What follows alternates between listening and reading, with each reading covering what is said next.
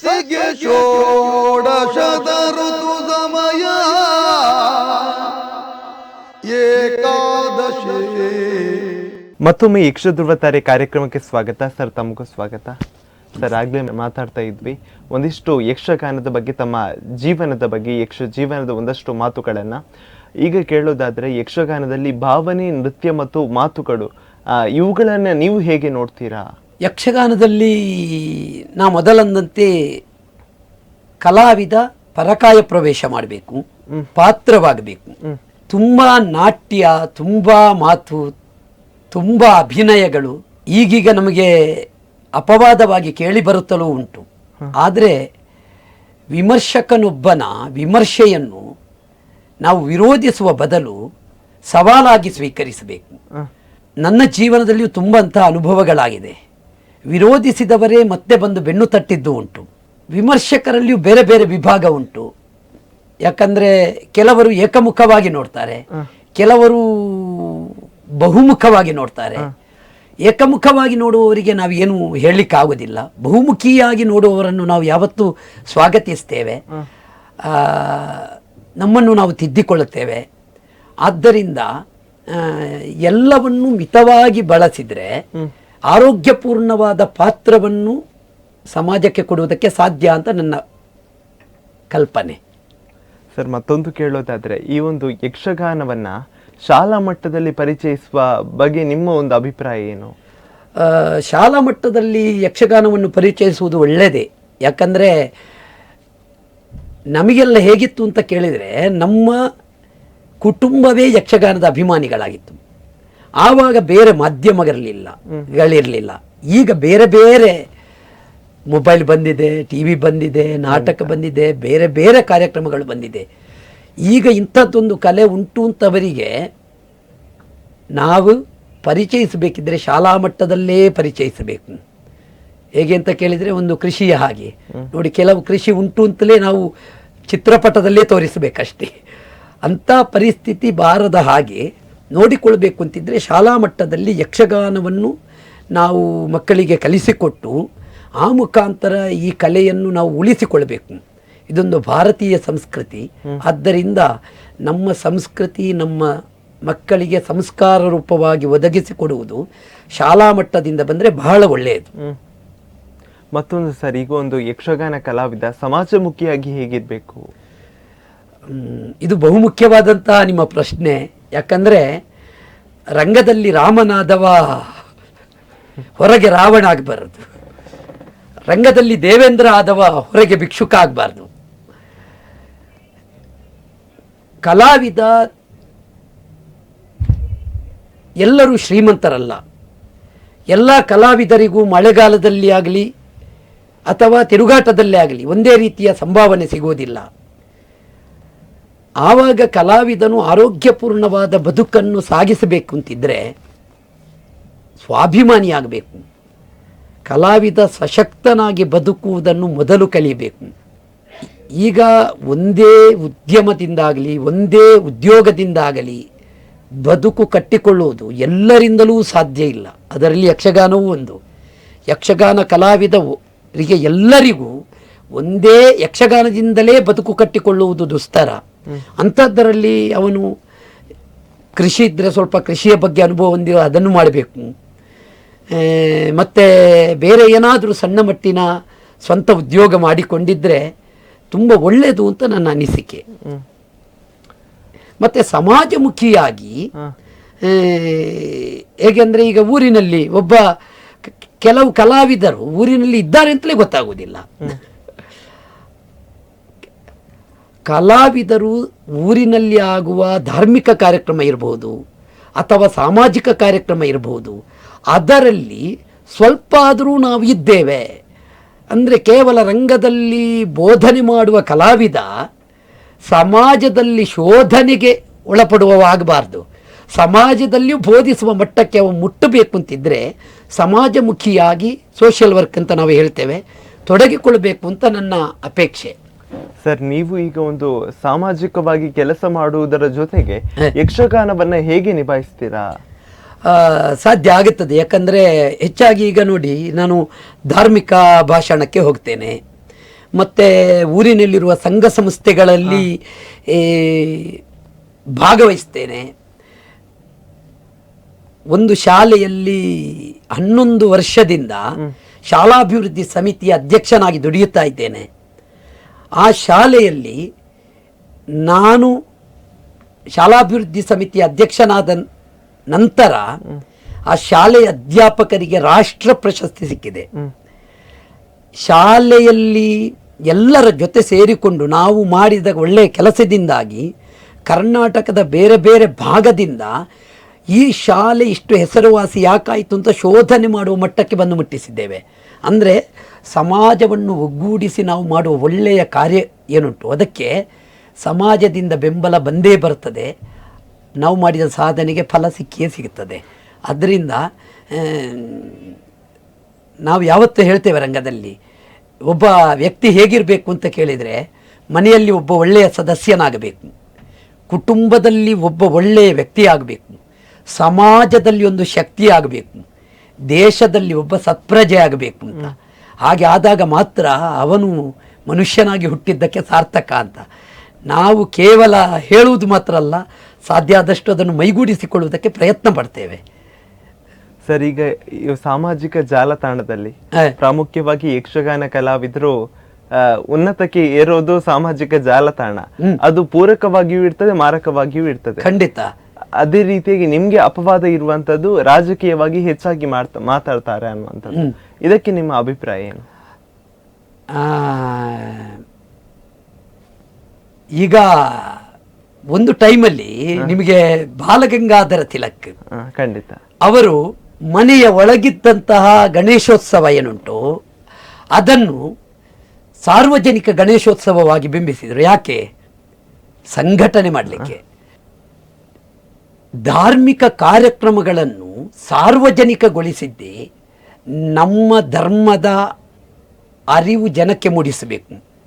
ಮಾತ್ರ ಅಲ್ಲ, ನಮ್ಮವರನ್ನೆಲ್ಲ ಒಗ್ಗೂಡಿಸಬೇಕು. ಸಂಸ್ಕಾರ ಸಂಸ್ಕೃತಿಯ ಪಾಠ ಅವರಿಗೆ ಅಲ್ಲಿಂದ ಸಿಗಬೇಕು ಅಂತ. ಈಗ ಗಣಪತಿ ಆರಾಧನೆಯಲ್ಲಿ ಖಾಲಿ ಗಣಪತಿ ಪೂಜೆ ಮಾತ್ರ ಆಗೋದಲ್ಲ, ಬೇರೆ ಬೇರೆ ಕಾರ್ಯಕ್ರಮಗಳಾಗುತ್ತವೆ. ಇಲ್ಲಿ ಈಗ ನನ್ನ ಬಗ್ಗೆ ನೀವು ಕೇಳಿದ ಹಾಗೆ ಅಪವಾದ ಉಂಟು. ನಾನು ಯಾವತ್ತು ಪಾತ್ರ ಬಿಟ್ಟು ವೈಯಕ್ತಿಕವಾಗಿ ಯಾರನ್ನೂ ದೂಷಿಸುವುದಿಲ್ಲ. ಕೆಲವರು ಯಕ್ಷಗಾನ ನೋಡುವವರಲ್ಲಿ ಕೆಲವರು ವಿದ್ವಾಂಸರಿರ್ತಾರೆ, ಕೆಲವರು ಮನೋರಂಜನೆಗಾಗಿ ನೋಡ್ತಾರೆ, ಕೆಲವರು ಆ ಪಾತ್ರದಲ್ಲಿ ಏನಾದರೂ ಸಿಕ್ಕೀತು ಅಂತ ಬರ್ತಾರೆ. ಅಂದರೆ ಬೇರೆ ಬೇರೆ ಮುಖದ ಪ್ರೇಕ್ಷಕರಿರ್ತಾರೆ. ವಿದ್ವಾಂಸರು 10% ಆದರೆ ಸಾಮಾನ್ಯರು 90% ಇರ್ತಾರೆ. ಅವರಿಗೆ ತುಂಬ ನಾವು ಈಗ ಅಂದರೆ ಒಂದು ಶಾಸ್ತ್ರೀಯವಾಗಿಯೇ ಮಾತಾಡಿದರೆ ಅವರಿಗೆ ಮುಟ್ಟುವುದಿಲ್ಲ. ಅವರಿಗೆ ಮುಟ್ಟಿಸಬೇಕು ಅಂತಿದ್ದರೆ ಈಗಿನ ಕೆಲವು ವಿದ್ಯಮಾನಗಳಿಗೆ ಹೊಂದಿಸಿ ಪುರಾಣಕ್ಕೆ ಚ್ಯುತಿ ಬಾರದಂತೆ ನಾವು ಒಪ್ಪಿಸಬೇಕಾಗ್ತದೆ. ನಮಗಿದು ಅನಿವಾರ್ಯ. ಇನ್ನೊಂದು ಪ್ರೇಕ್ಷಕನ ಮುಂದೆ ಕೇವಲ ಶಾಸ್ತ್ರೀಯವಾಗಿಯೇ ಮಾತಾಡ್ತಾ ಇದ್ದರೆ ಅವನು ಯಾವುದೋ ಒಂದು ಲೋಕದಲ್ಲಿರ್ತಾನೆ, ನಮಗೂ ಒಂದು ಔದಾಸೀನ್ಯ ರಂಗದಲ್ಲಿ ಬರ್ತದೆ. ನಮಗೂ ಪ್ರೇಕ್ಷಕನಿಗೂ ಲಿಂಕ್ ಬರುವ ಹಾಗೆ ಮಾಡಬೇಕು ಅಂತಿದ್ದರೆ ಅವನಿಗೆ ಕೆಲವೊಂದು ಈಗ ನಾವು ಮಸಾಲೆ ಹಾಕುವುದು ಅಂತ ಹೇಳ್ತೇವಲ್ಲ, ಅಂಥದ್ದೆಲ್ಲ ಹಾಕಬೇಕಾಗ್ತದೆ. ಆದರೆ ಕತೆಗೆ ಚ್ಯುತಿಯಾಗದಂತೆ ವರ್ತಮಾನದ ಸಂಗತಿಗಳನ್ನು ಹೇಳುವುದರಲ್ಲಿ ತಪ್ಪಿಲ್ಲ ಅಂತ ನನ್ನ ಅನಿಸಿಕೆ. ಇನ್ನೊಂದು ಒಬ್ಬ ರಾಷ್ಟ್ರದ ಶ್ರೇಷ್ಠ ನಾಯಕನನ್ನು ಒಂದು ಪಾತ್ರದಲ್ಲಿ ಬಿಂಬಿಸಿದರೆ ಅದು ತಪ್ಪೇ ಅಲ್ಲ. ಆದರೆ ಜನಗಳು ಅದನ್ನು ಈ ದೂಷಣೆ ಮಾಡೋರು ಏನು ಮಾಡ್ತಾರೆ ಅಂದರೆ ಒಂದು ಪ್ರಸಂಗದ ಕೇವಲ ವಾಕ್ಯವನ್ನು ಮಾತ್ರ ತಗೊಳ್ತಾರೆ. ಅವನ ಪೂರ್ತಿ ಪಾತ್ರವನ್ನು ನೋಡಿದಾಗ ಅವ ಯಾಕೆ ಹೇಳಿದ ಅಂತ ಗೊತ್ತಾಗುತ್ತದೆ. ನಮ್ಮಲ್ಲಿ ಆಗುವ ಸಮಸ್ಯೆ ಏನು ಅಂತ ಕೇಳಿದರೆ ಕೇವಲ ನಮ್ಮ ಒಂದು ಸಂದರ್ಭದ ಪಾತ್ರವನ್ನು ಮಾತ್ರ ನೋಡ್ತಾರೆ. ಈಗ ನಿಮಗೆ ಒಂದು ಉದಾಹರಣೆ ಕೊಡ್ತೇನೆ. ನಮ್ಮಲ್ಲಿ ಧರ್ಮಸಿಂಹಾಸನ ಅಂತ ಒಂದು ಪ್ರಸಂಗ ಆಗ್ತಿತ್ತು. ಅದರಲ್ಲಿ ನಾನು ಭೀಷ್ಮನ ಪಾತ್ರ ಮಾಡ್ತಾ ಇದ್ದೆ. ನಾನು ಹೋಗಿ ಅಲ್ಲಿ ತಮ್ಮಂದಿರಿಗೂ ಭೀಷ್ಮನಿಗೂ ವಾಗ್ವಾದ ನಡೆಯುತ್ತದೆ. ಅವ ನೀತಿ ಹೇಳ್ತಾನೆ ತಮ್ಮಂದಿರಿಗೆ. ಆವಾಗ ತಮ್ಮ ವಿಚಿತ್ರವೀರ್ಯ ಮಾಡಿದವ ಹೇಳ್ತಾನೆ, ನೀವು ಯುದ್ಧಕ್ಕೆ ಹೋಗಬೇಡಿ, ನಾ ಹೋಗ್ತೇನೆ ಅಂತ ಹೇಳುವಾಗ ಅವ ಹೇಳ್ತಾನೆ, ನೀನು ಗಡ್ಡ ಬಿಟ್ಟವ, ನಿನ್ನಿಂದ ಏನು ಸಾಧ್ಯವು ಅಂತ. ಆವಾಗ ನಾನು ಒಂದು ವಾಕ್ಯ ಹೇಳ್ತೇನೆ, ಒಬ್ಬ ಗಡ್ಡ ಬಿಟ್ಟವ ಇದ್ದದ್ದರಿಂದಲೇ ಈ ದೇಶದಲ್ಲಿ ನೀವು ಸಶಕ್ತರಾಗಿ ಬದುಕುವುದಕ್ಕೆ ಸಾಧ್ಯವಾಗಿದೆ ಅಂತ. ಆವಾಗ ನೋಡುವ ಪ್ರೇಕ್ಷಕರೆಲ್ಲ ಅದನ್ನು ಒಪ್ಪುತ್ತಾರೆ. ಈಗ ನೀವು ಹೇಳಿದ ಹಾಗೆ ಈ ಸಾಮಾಜಿಕ ಜಾಲತಾಣ ಉಂಟಲ್ಲ, ಅದರಲ್ಲಿ ಅದನ್ನು ಯಾರು ವಿರೋಧಿಸ್ತಾರೆ ಹೇಳಿ ನೀವು? ಒಬ್ಬ ಶ್ರೇಷ್ಠ ನಾಯಕನ ವಿರೋಧಿಗಳು ಮಾತ್ರ ವಿರೋಧಿಸ್ತಾರೆ. ನಾ ಹೇಳುವಲ್ಲಿ ವರ್ತಮಾನದ ಘಟನೆಯೂ ಉಂಟು. ಈಗ ಪ್ರಾಮಾಣಿಕವಾಗಿ ನಾನು ನರೇಂದ್ರ ಮೋದಿಯವರ ಅಭಿಮಾನಿ. ಅವರ ಆಡಳಿತ ಸೂತ್ರ, ಅವರ ಸಮಗ್ರ ಚಿಂತನೆಗಳು, ಅವರ ದೇಶದ ಅಭಿವೃದ್ಧಿಯ ಕುರಿತಾದ ಒಂದು ನಡೆ, ರಾಷ್ಟ್ರದ ಭದ್ರತೆ, ಯುವಶಕ್ತಿಗಳ ಭದ್ರತೆಗಾಗಿ ಭವಿಷ್ಯದ ಚಿಂತನೆ, ಇದರ ಬಗ್ಗೆ ನಾನು ಬಹಳಷ್ಟು ಮೆಚ್ಚಿದವ. ಅವರಲ್ಲಿ ಭೀಷ್ಮನನ್ನು ಕಾಣ್ತೇನೆ ನಾನು. ಆದ್ದರಿಂದ ಭೀಷ್ಮನೂ ಹಾಗೆ. ಭೀಷ್ಮ ಒಬ್ಬ ಇಲ್ಲದೇ ಇರ್ತಿದ್ರೆ ಒಂದು ಕಡೆಯಿಂದ ಮಾಗಧ, ಮತ್ತೊಂದು ಕಡೆಯಿಂದ ಇವ ತ್ರಿಗರ್ತರು, ಇವರೆಲ್ಲ ಹಸ್ತಿನಾವತಿಯನ್ನು ಮುತ್ತುತ್ತಾ ಇದ್ರು. ಆದ್ದರಿಂದ ನಾ ಹೇಳಿದ್ದು ಅದಕ್ಕೂ ಶೂಟ್ ಆಗ್ತದೆ, ಇದಕ್ಕೂ ಶೂಟ್ ಆಗ್ತದೆ. ತಕ್ಕೊಳ್ಳೋರು ಇದಕ್ಕೆ ತಕ್ಕೊಂಡ್ರೆ ನಾವೇನು ಮಾಡಲಿಕ್ಕೆ ಆಗ್ತದೆ? ಒಂದು ಯಕ್ಷಗಾನದ ಒಂದು ಕಲಾ ಮಾಧ್ಯಮ ಸಮಾಜವನ್ನು ತಿದ್ದುವ ಕೆಲಸವನ್ನು ಮಾಡಬೇಕು, ಸಮಾಜವನ್ನು ಎಚ್ಚರಿಸುವ ಕೆಲಸವನ್ನು ಮಾಡಬೇಕು. ಒಳ್ಳೆಯ ನಾಯಕರನ್ನು ಉಳಿಸಿಕೊಳ್ಳುವ ಬಗ್ಗೆ ಸೂಚನೆ ಕೊಟ್ಟರೆ ಅದನ್ನು ಸ್ವೀಕರಿಸುವ ಮನೋಧರ್ಮ ನೋಡುವ ಪ್ರೇಕ್ಷಕನಲ್ಲಿರಬೇಕು ಅಂತ ನನ್ನ ಭಾವನೆ ಅಷ್ಟೇ. ಸರ್, ಮತ್ತೊಂದು ನಿಮ್ಮ ಬಗ್ಗೆ ಹೇಳೋದಾದ್ರೆ, ಯಕ್ಷಗಾನದಲ್ಲಿ ಅದ್ಭುತ ವಾಕ್ಚಾತುರ್ಯ, ನಾನು ಹಾಗೆ ಹೇಳಿದಾಗಲೇ ಅದ್ಭುತ ವಾಕ್ಚಾತುರ್ಯ, ಇದರ ಒಂದು ಹಿಂದೆ ಯಾವ ರೀತಿಯಾದಂತಹ ತಯಾರಿ ಇರ್ತದೆ ನಿಮ್ಮದು?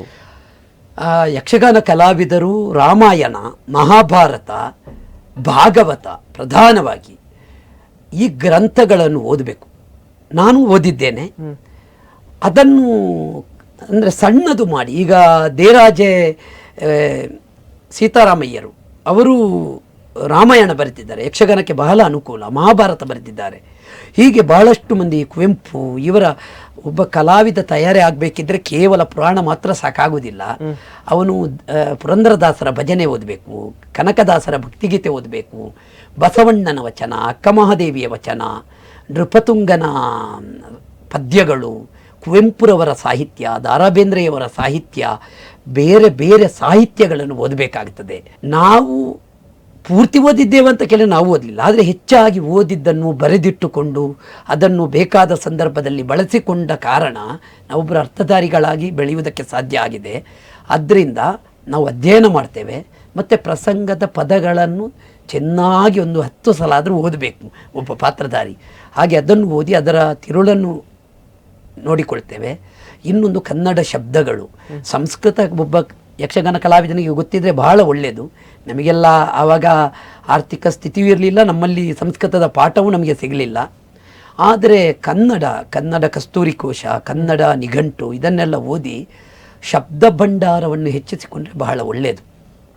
ಸರ್, ಅದೇ ರೀತಿಯಲ್ಲಿ ಈಗ ತುಳು ಪ್ರಸಂಗಗಳು, ಇದರಲ್ಲಿ ಭಾಷೆಯ ತಾತ್ವಿಕತೆಯನ್ನು ಹೇಗೆ ಹಿಡಿದಿಟ್ಟುಕೊಳ್ತೀರಾ? ತುಳು ಪ್ರಸಂಗಗಳಲ್ಲಿ ಈಗ ನಾನು ತುಳು ಪ್ರಸಂಗಗಳಲ್ಲಿ ವೇಷ ಮಾಡಿದವನೇ, ತುಂಬ ಮಾಡಲಿಲ್ಲ. ತುಳು ಭಾಷೆಗಳಿಗೂ ಒಂದು ಈಗ ಒಳ್ಳೊಳ್ಳೆ ಶಬ್ದಗಳಿವೆ. ಈಗ ಮಂದಾರ ಕೇಶವ ಭಟ್ರ ತುಳು ರಾಮಾಯಣ ಉಂಟು.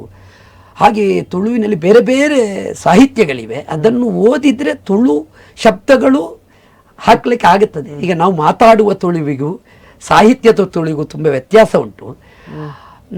ಎಲ್ಲರಿಂದಲೂ ಅದು ಸಾಧ್ಯ ಆಗುವುದೂ ಇಲ್ಲ. ಆದರೆ ಹಿಂದೆ ನೋಡಿ, ಈಗ ಬೆಳ್ಳಾರ ವಿಶ್ವನಾಥ ರೈಗಳು, ಕಾಂಚನ ಸಂಜೀವ ರೈಗಳು, ಇವರದ್ದೆಲ್ಲ ತುಳು ಬಹಳ ನಾನು ತಿಳಿದ ಮಟ್ಟಿಗೆ, ಅದು ಬೇರೆ ಬೇರೆ ಮಂದಿ ಇರ್ಬೋದು, ಕೈಯಾರ ಚಿಂಜಣ್ಣ ರೈಗಳ ತುಳುವಿನ ಕೆಲವು ಇದೆಲ್ಲ ಉಂಟು, ಪುಣಿಚಿತ್ತಾಯರದ್ದೆಲ್ಲ. ಆದರೆ ತುಳುವಿನಲ್ಲಿಯೂ ತುಂಬ ಸಾಹಿತ್ಯ ಉಂಟು. ಅದನ್ನೇ ಬಳಸಿದರೆ ಈಗ ತುಳು ಪಾತನಗಳಲ್ಲೆಲ್ಲ ತುಂಬ ಅಂಥ ಉಪಮೆಗಳೆಲ್ಲ ಸಿಗುತ್ತವೆ.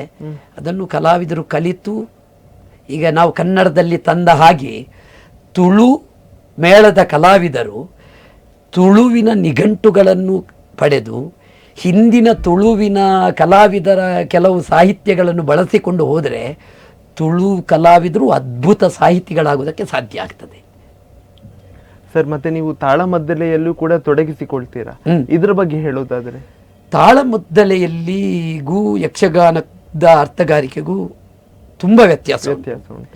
ತಾಳಮದ್ದಲೆಯಲ್ಲಿ ಯಕ್ಷಗಾನ ವೇಷದಲ್ಲಿ 1 ಗಂಟೆಯಲ್ಲಿ ಆಗುವುದಕ್ಕೆ ತಾಳಮದ್ದಲೆ 3 ಗಂಟೆ ಬೇಕು. ಮಾತ್ರ ಅಲ್ಲ, ಒಂದೊಂದು ಪಾತ್ರದ ಪೂರ್ವಾಪರದ ಬಗ್ಗೆ ತುಂಬ ಅಧ್ಯಯನ ಬೇಕಾಗ್ತದೆ. ಈಗ ರಾಮನ ಹುಟ್ಟಿನ ಬಗ್ಗೆ ಕೇಳ್ತೇವೆ, ದಶರಥ ಅಂತ ಹೇಳ್ತೇವೆ. ದಶರಥನ ಅಪ್ಪ ಯಾರು ಅಂತ ಬರ್ತದೆ, ಅವನ ಅಪ್ಪ ಯಾರು ಅಂತ ಬರ್ತದೆ, ಅವರ ಚರಿತ್ರೆಗಳು ಬೇಕಾಗ್ತದೆ. ತಾಳಮದ್ದಲೆಗೆ ಬಹಳಷ್ಟು ಪುರಾಣದ ಅಧ್ಯಯನ ಬೇಕು, ಸಾಹಿತ್ಯದ ಅಧ್ಯಯನ ಬೇಕು. ನೀವು ಅದಕ್ಕೆ ಯಾವ ರೀತಿಯಾಗಿ ತಯಾರಿಯನ್ನ ಮಾಹಿತಿಯನ್ನ ಸಂಗ್ರಹಿಸ್ತೀರಾ? ನಾವು ಈಗ ನಾಳೆ ಒಂದು ಪಾತ್ರ ಉಂಟು ಅಂತಾದ್ರೆ ಇವತ್ತು ಅದರ ಬಗ್ಗೆ ಅದು ಯಾವ ಗ್ರಂಥದಲ್ಲಿ ಉಂಟು ಅಂತ ಹುಡುಕ್ತೇವೆ, ಅದನ್ನು ಓದುತ್ತೇವೆ, ಅದರ ಪ್ರಸಂಗದ ಪದ್ಯದ ಪೂರ್ವಾಪರವನ್ನು ಅಧ್ಯಯನ ಮಾಡ್ತೇವೆ. ನಮಗೆ ಗೊತ್ತಾಗದೇ ಇದ್ದರೆ ಹಿರಿಯ ಕಲಾವಿದರಿಗೆ ಯಾರಿಗಾದ್ರೂ ಫೋನ್ ಮಾಡಿ ಅವರಲ್ಲಿ ಕೇಳ್ತೇವೆ. ಹಾಗೆ ಸಂಗ್ರಹ ಮಾಡಿಕೊಂಡು ಹೋಗ್ತೇವೆ. ಅದೊಂದು ಲಾ, ಗೊತ್ತಾಗ್ತಲ್ಲ ನಿಮಗೆ. ಕೆಲವೊಂದು ಸಲ ತಾಳಮದ್ದಲೆಯಲ್ಲಿ ಒಂದು ಜಾರಿಸುವ ಬುದ್ಧಿಯೂ ಬೇಕು, ಸಾಧಿಸುವ ಬುದ್ಧಿಯೂ ಬೇಕು. ಹಾಗೆ ಸರ್, ಈಗ ಮೇಳದಲ್ಲಿ ನೂತನ ಪ್ರಸಂಗ ಬರುವಾಗ ಅದಕ್ಕೆ ಮಾತುಗಾರಿಕೆಗೆ ಯಾವ ರೀತಿಯಾದಂಥ ಒಂದು ತಯಾರಿಯನ್ನು ನೀವು ಮಾಡ್ತೀರಾ? ನೂತನ ಪ್ರಸಂಗ ಬಂದಾಗ ಪ್ರಸಂಗದ ಪದ್ಯದ PDF ತಗೊಳ್ತೇವೆ. ಈಗ ನಾ ಹೇಳೋದಿದ್ರೆ, ನಾನು ಈಗ ನಮ್ಮದು ಈಗ ಈ ವರ್ಷದ್ದು ಶ್ರೀ ತುಳಸಿ ಪ್ರಸಂಗ, ಮತ್ತೊಂದು ಛಾಯಾನಂದನ, ಅದನ್ನು ಮೊಬೈಲಿಗೆ ಹಾಕ್ತಾರೆ ಭಾಗವತರು ಇಲ್ಲದ್ರೆ ಮ್ಯಾನೇಜರು. ಅದರದ್ದು ಪ್ರಿಂಟ್ ತೆಗೆಸ್ತೇನೆ, ಅದರ ಪೂರ್ತಿ ಪ್ರಸಂಗವನ್ನು 1-2-3 ಸಲ ಓದ್ತೇನೆ. ಪಾತ್ರದ ಬಗ್ಗೆ ಹೇಗೆ ಅದನ್ನು ರೂಪಿಸಬಹುದು ಅಂತ ತರ್ಕ ಮಾಡ್ತೇನೆ. ಹಾಗೆ ಮಾಡಿ ತಯಾರಾಗ್ತೇನೆ. ಮಾತ್ರ ಅಲ್ಲ, ಆ ಕತೆ ಪುರಾಣದಲ್ಲಿ ಯಾವುದರಲ್ಲಿ ಉಂಟು ಅಂತ ನೋಡ್ತೇವೆ. ಈಗ ಈ ಸಲದ ಶ್ರೀ ತುಳಸಿ ಯಾವುದರಲ್ಲಿ ಉಂಟು ಅಂತ ನಾನು ಡೈರೆಕ್ಟ್ ಪ್ರಸಂಗಕರ್ತರಿಗೆ ಫೋನ್ ಮಾಡಿದೆ. ಅವರು ದೇವಿ ಭಾಗವತದಲ್ಲಿ ಉಂಟು ಅಂತ ಹೇಳಿದರು. ದೇವಿ ಭಾಗವತ ನನ್ನಲ್ಲಿಲ್ಲ, ಆದರೆ ಅದರ ಕಥೆಗಳು ಬೇರೆ ಪುರಾಣದಲ್ಲಿಯೂ ಸ್ವಲ್ಪ ಸ್ವಲ್ಪ ಸಿಗುತ್ತವೆ. ಅದನ್ನು ಓದುತ್ತೇವೆ ನಾವು. ಇನ್ನು ಸಿಕ್ಕಿದರೆ ಅದನ್ನು ಆ ಗ್ರಂಥವನ್ನು ಹುಡುಕಿ ಓದ್ತೇವೆ ನಾವು. ಹಾಗೆ ಅಧ್ಯಯನ ಮಾಡಿದರೆ ತುಂಬ ಒಳ್ಳೆಯದು ಅಂತ. ಸರ್, ಈಗ ಅದೇ ರೀತಿಯಾಗಿ ಯಕ್ಷಗಾನ ಕಲಾವಿದರಿಗೆ ಫೌಂಡೇಶನ್ ಅನ್ನುವಂಥದ್ದು, ಫೌಂಡೇಶನ್ ಎಷ್ಟು, ಇದರ ಬಗ್ಗೆ ಹೇಳಿ. ಯಕ್ಷಧ್ರುವ ಪಟ್ಲ ಫೌಂಡೇಶನ್ ಅಂತ ಒಂದುಂಟು, ಮತ್ತು ಯಕ್ಷಗಾನ ಕಲಾರಂಗ ಅಂತ ಉಡುಪಿಯಲ್ಲಿ ಒಂದುಂಟು. ಈಗ ಬಹುಮುಖ್ಯವಾದದ್ದು 2 ಫೌಂಡೇಶನ್ಗಳು, ಮತ್ತು ಬೇರೆ ಬೇರೆ ಸಣ್ಣ ಸಣ್ಣ ಫೌಂಡೇಶನ್ಗಳಿದ್ದಾವೆ. ಈಗ ಯಕ್ಷಧ್ರುವ ಪಟ್ಲ ಫೌಂಡೇಶನ್ ಇದು ಬಡ ಕಲಾವಿದರ ಬದುಕಿನ ಆಶಾಕಿರಣ. ಈಗ ನಾನು ಒಂದು 5-6 ಮಂದಿ ಬಡ ಕಲಾವಿದರಿಗೆ ಯಕ್ಷಧ್ರುವ ಪಟ್ಲ ಫೌಂಡೇಶನ್ನಲ್ಲಿ ಮಾತಾಡಿ ಅವರಿಗೆ ಮನೆ ಕಟ್ಟಿಸಿಕೊಡುವ ಕೆಲಸ, ಆರೋಗ್ಯದ ಬಗ್ಗೆ ಸಹಾಯಧನ ಮಾಡಿಸಿದ್ದೇನೆ. ನಿಜವಾಗಿಯೂ ಒಂದು ಸರ್ಕಾರ ಮಾಡಬೇಕಾದ ಕೆಲಸವನ್ನು ಪಟ್ಲ ಫೌಂಡೇಶನ್ ಮತ್ತು ಉಡುಪಿ ಕಲಾರಂಗ ಮಾಡ್ತಾ ಇದೆ ಅಂತ ಹೇಳಲಿಕ್ಕೆ ನಮಗೆ ಬಹಳ ಸಂತೋಷ, ಹೆಮ್ಮೆ. ಅಂದರೆ ಕಲಾವಿದರ ಭದ್ರತೆಗಾಗಿ ಅವರು ಚೆನ್ನಾಗಿ ಕೆಲಸ ಮಾಡ್ತಾ ಇದ್ದಾರೆ. ಮಾತ್ರ ಅಲ್ಲ, ಅವರು ಮಾಡುತ್ತಾ ಇರೋ ಈ ಕೆಲಸ ಒಂದು ಬೇರೆ ಬೇರೆ ಕಲಾ ಮಾಧ್ಯಮಗಳಿಗೆ ಒಂದು ದಾರಿದೀಪ ಅಂತ ಅನ್ನಿಸ್ತಾ ಉಂಟು. ಒಳ್ಳೆ ಕೆಲಸ ಮಾಡ್ತಾ ಇದ್ದಾರೆ. ಅಂಥ ಫೌಂಡೇಶನಿಗೆ ದಾನಿಗಳ ಸಹಕಾರ ಅದು ಯಾವತ್ತೂ ನಾವು ಮರೆಯುವುದಕ್ಕಿಲ್ಲ. ಅದರಿಂದ ಯಕ್ಷಗಾನ ಕಲಾವಿದರ ಬದುಕಿಗೆ ಒಂದು ಹೊಸ ಆಯಾಮ ಕಲ್ಪಿಸಿದೆ ಅಂತ ಹೇಳಲಿಕ್ಕೆ ನಾನು ಬಹಳ ಹೆಮ್ಮೆ ಪಡ್ತೇನೆ. ಸರ್, ಈಗ ಯಕ್ಷಗಾನದ ಯುವ ಕಲಾವಿದರಿಗೆ ಏನು ಸಂದೇಶವನ್ನು ನೀಡ್ತೀರಾ ಅನ್ನುವಂಥದ್ದು? ನಾನು ಮೊದಲು ಹೇಳಿದ್ದೇನೆ, ಯಕ್ಷಗಾನ ಒಂದೇ ಈಗಿನ ಬದುಕಿಗೆ ಸ್ವಲ್ಪ ಕಷ್ಟ, ಸಾಕಾಗೋದಿಲ್ಲ ಅಂತ. ಯುವ ಕಲಾವಿದರಿಗೆ ಹೇಳುವುದಷ್ಟೇ, ಯಾವುದೇ ಒಂದು ಉದ್ಯಮ ಇರಲಿ, ಅದರಲ್ಲಿ ನಾವು ತೊಡಗಿಕೊಂಡಾಗ ಆರಂಭದಲ್ಲೇ ನೋಡಿಕೊಳ್ಳಬೇಕು, ಇದರಿಂದ ನಾನು ಬದುಕು ಕಟ್ಟಿಕೊಳ್ಳಬಹುದಾ, ಇದರಲ್ಲಿ ನಾನು ಮುಂದುವರಿಯಬಹುದಾ, ಇದರಿಂದ ಉನ್ನತಿಗೆ ಏರಬಹುದಾ ಅಂತ. ಯುವ ಕಲಾವಿದರು ಆರಂಭದಿಂದಲೇ ಅಧ್ಯಯನಶೀಲರಾಗಬೇಕು, ಪಾತ್ರದ ಚಿಂತನೆ ಮಾಡಬೇಕು, ಕನ್ನಡ ಕಸ್ತೂರಿ ಕೋಶ ಇತ್ಯಾದಿ ಪದಗುಚ್ಛಗಳನ್ನು ಓದಬೇಕು. ಅದೊಂದು ಬದುಕಿನ ಡಿಕ್ಷನರಿ. ಹಾಗೆ ಸಾಧಿಸುತ್ತಾ ಹೋದರೆ ಖಂಡಿತ ಅವರು ಉತ್ತಮ ಕಲಾವಿದರಾಗಿ ರೂಪುಗೊಳ್ಳುವುದಕ್ಕೆ ಸಾಧ್ಯ ಆಗುತ್ತದೆ. ಈಗ ಸಮಸ್ಯೆ ಏನು ಅಂತ ಕೇಳಿದರೆ, ಹೆಚ್ಚಾಗಿ ಹಗಲು ಡ್ಯೂಟಿಗೆ ಹೋಗ್ತಾರೆ, ಸಂಜೆ ಬಂದು ವೇಷ ಮಾಡ್ತಾರೆ. ಒಂದು ಪಾತ್ರ ಸಿಕ್ಕಿದರೆ ಅವರಿಗಿಂತ ಹಿರಿಯ ಕಲಾವಿದರಲ್ಲಿ ಕೇಳ್ತಾರೆ, ಅಷ್ಟನ್ನು ಹೇಳಿ ಹೊರಗೆ ಬರ್ತಾರೆ, ಮಾರನೇ ದಿವಸ ಕೆಲಸಕ್ಕೆ ಹೋಗ್ತಾರೆ. ಅಥವಾ ಯೂಟ್ಯೂಬ್ ನೋಡಿ ಅವನ ಒಂದು ಪಾತ್ರವನ್ನು ನೋಡಿ ಅವ ಬರ್ತಾನೆ. ಪಾತ್ರಕ್ಕಷ್ಟೇ ಸೀಮಿತವಾಗಿರ್ತದೆ. ಆದರೆ ಪಾತ್ರಕ್ಕಷ್ಟೇ ಸೀಮಿತವಾಗ್ತದೆ ಬಿಟ್ಟರೆ ಅವನಿಗೆ ಬೆಳೆಯುವುದಕ್ಕೆ ದಾರಿ ಇರುವುದಿಲ್ಲ. ಅದರಿಂದ ನಾ ಹೇಳುವುದಿಷ್ಟೇ ಯುವ ಕಲಾವಿದರಿಗೆ, ಪ್ರತಿಯೊಬ್ಬರು ಪ್ರಸಂಗ ಪುಸ್ತಕ ಓದಿ, ಮಾತ್ರ ಅಲ್ಲ ಸಾಧ್ಯ ಆದಷ್ಟು ಸ್ವಲ್ಪ ಪುಸ್ತಕಕ್ಕೆ ಖರ್ಚು ಮಾಡಿ, ಯಾವುದ್ಯಾವುದಕ್ಕೋ ಖರ್ಚು ಮಾಡೋದಕ್ಕಿಂತ ಪುಸ್ತಕಕ್ಕೆ ಖರ್ಚು ಮಾಡಿ ಅಧ್ಯಯನ ಮಾಡಿ ನೀವು ಒಳ್ಳೆ ಕಲಾವಿದರಾಗಿ ರೂಪುಗೊಳ್ಳುವುದಕ್ಕೆ ಅದು ದಾರಿದೀಪವಾಗುತ್ತದೆ ಅಂತ ನನ್ನ ಸೂಚನೆ. ಸರ್, ನಮ್ಮ ಒಂದು ಕಾರ್ಯಕ್ರಮಕ್ಕೆ ನಿಮ್ಮ ಒಂದು ಅನುಭವದ ಮಾತುಗಳನ್ನು ಹಂಚಿಕೊಂಡ್ರೆ ಕಾರ್ಯಕ್ರಮಕ್ಕೆ ಬಂದದ್ದಕ್ಕಾಗಿ ಧನ್ಯವಾದಗಳು ಸರ್. ನಮಸ್ತೆ. ನನ್ನನ್ನು ಕರೆಸಿದ್ದಕ್ಕೆ ನಿಮಗೂ ಧನ್ಯವಾದ. ಧನ್ಯವಾದ ಸರ್. ಇದಾಗಿತ್ತು ಯಕ್ಷ ಧ್ರುವತಾರೆ ಕಾರ್ಯಕ್ರಮದಲ್ಲಿ ದಿನೇಶ್ ಶೆಟ್ಟಿ ಕಾವಲ್ಕಟ್ಟೆ ಅವರ ಯಕ್ಷ ಜೀವನದ ಅನುಭವದ ಮಾತುಗಳು. ಇದೇ ರೀತಿ ಮುಂದಿನ ಸಂಚಿಕೆಯಲ್ಲಿ ಮತ್ತೊಬ್ಬ ಕಲಾವಿದರ ಜೊತೆ ನಾನು ಬರ್ತೀನಿ. ಅಲ್ಲಿ ತನಕ ನೋಡ್ತಾ ಇರಿ ಅಭಿಮತ. ಇದು ಜನಮನದ ನಾಡಿಮಿಡಿತ. ನಮಸ್ಕಾರ. ಸತಿಗೆ ಷೋಡಶದ ಋತು ಸಮಯ ಏಕಾದಶಿ